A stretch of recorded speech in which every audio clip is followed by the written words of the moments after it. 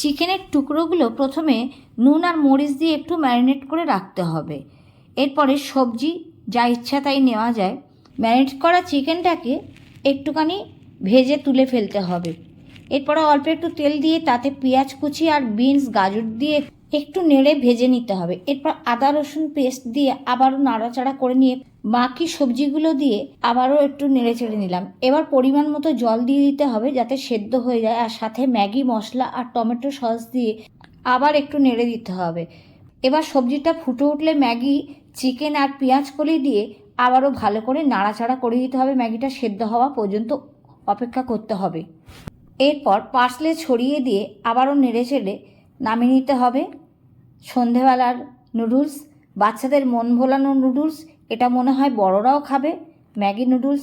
আজকের রেসিপি কেমন লাগলো অবশ্যই কমেন্ট করে জানাবে।